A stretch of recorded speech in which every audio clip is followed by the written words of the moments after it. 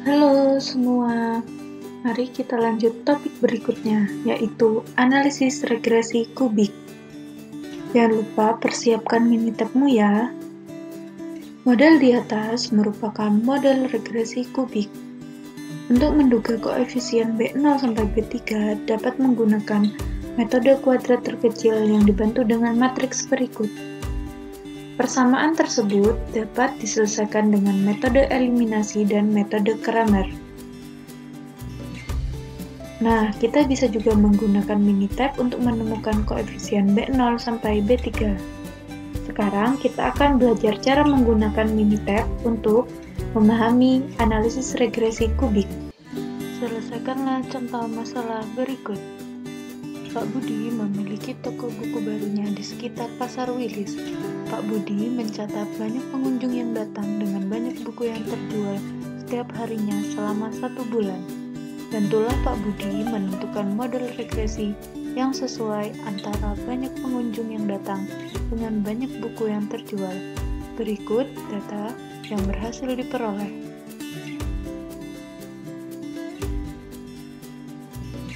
Ayo buka Minitab-mu.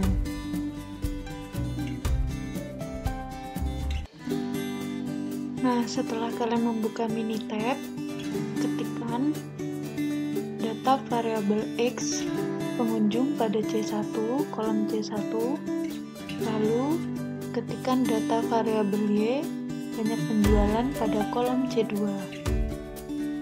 Nah, setelah kalian mengetikkan 30 data yang sudah ada, untuk menentukan model regresi yang sesuai dari pola hubungan antara X dan Y, maka kita pertama melihat scatter plotnya, yaitu klik graph, scatter plot, kita pilih simple, lalu klik OK, kita pilih variabel Y penjualan dan pengunjung pada variabel X, lalu kita klik OK. Nah, dapat kita lihat scatter plot dari variabel Y dan variabel X, yaitu seperti ini. Nah, mari kita coba dari model regresi linearnya dulu terlebih dahulu. Nah, kita start, pilih regression, kita fit regression model, kita pilih respon Y, continuous predictor E, lalu kita klik OK saja. Nah, ini model regresi linearnya, dan ternyata R-square-nya masih 82, belum mendekati 95%, maka kita naikkan variabel X, order variabel X, sehingga kita akan mencoba model regresi non-linear kuadratik. Kita tulis di C3X kuadrat, lalu kita kalkulator, kita simpan di X kuadrat, lalu kita pilih X kali X, lalu OK. Nah, mari kita coba regresi. Kita pilih start regression fit regression model, lalu kita tambah prediktor X kuadrat, kita graph 4-in-1, OK, lalu kita OK saja dulu. Nah, didapat model regresi kuadratiknya seperti ini. Lalu kita lihat R-square-nya ternyata masih 92,86, yang artinya belum mendekati 95%. Berarti kita akan menaikkan order variabel X kembali, sehingga kita akan mencari model regresi nonlinear model kubik.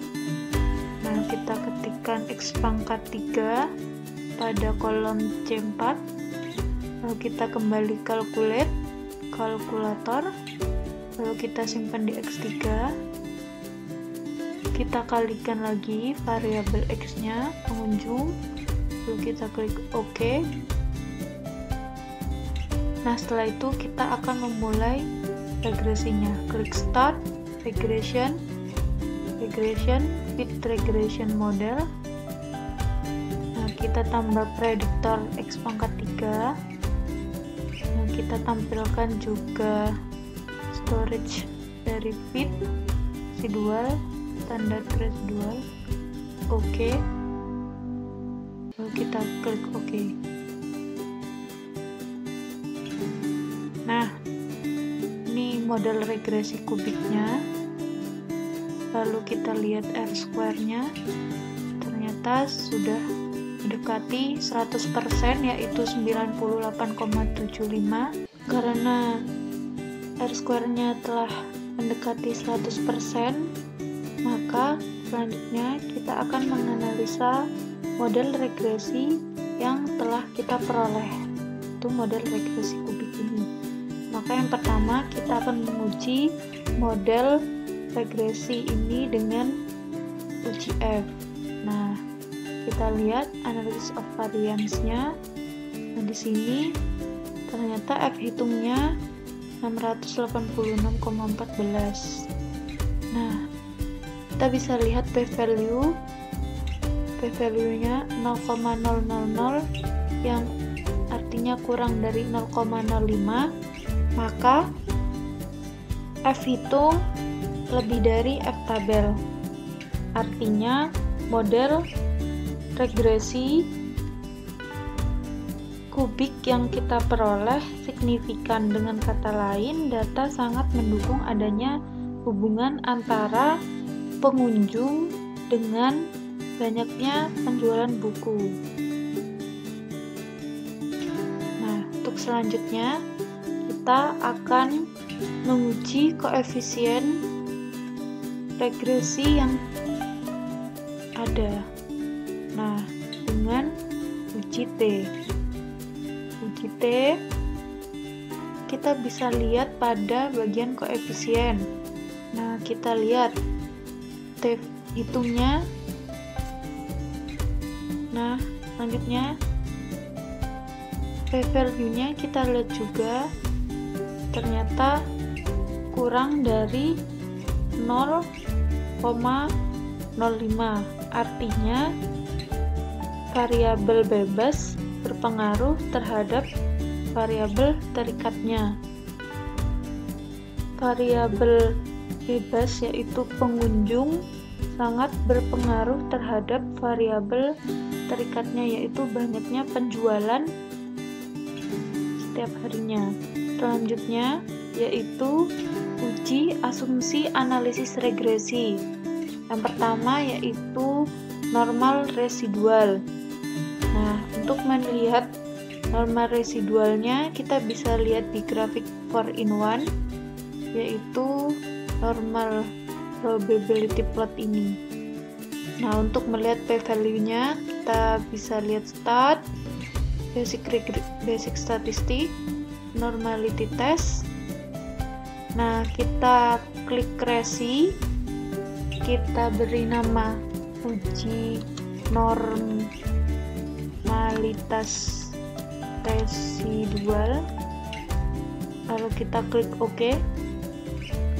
Nah, ternyata diperoleh p-value-nya yaitu 0,874, artinya lebih besar dari 0,05, sehingga dapat disimpulkan memenuhi asumsi kenormalan sisaan, yaitu residual berdistribusi normal. Nah, kita bisa lihat semua data residual sudah mendekati garis normal. Nah, untuk selanjutnya kita akan menguji homogenitas dari residual. Nah, bisa dilihat di sini, atau kita bisa lihat di start, regression, regression, fit regression model. Lalu kita pilih graph. Nah, kita pilih individual plot saja, yaitu residual versus fit. Lalu kita klik OK saja. Lalu kita klik OK kembali. Nah, kita lihat 95% data sudah berada di antara -2 sampai 2, yang artinya sisa dikatakan keragamannya tetap, artinya sisa homogen. Selanjutnya yaitu uji kebebasan residual. Uji kebebasan residual, kita akan menggunakan autokorelasi, yaitu di start time series. Kita pilih autocorrelation. Nah, kita klik resi yang ini, lalu kita tulis judul uji kebebasan residual, lalu kita klik OK. Nah, tidak ada garis biru yang melebihi garis merah, maka dapat dikatakan saling bebas atau tidak ada korelasi antar sisaan. Nah, seperti ini. Oleh karena itu, dapat disimpulkan bahwa model regresi kubik yang kita peroleh sudah mendekati pola data aslinya. Seperti itu. Dan model regresi dapat diterima.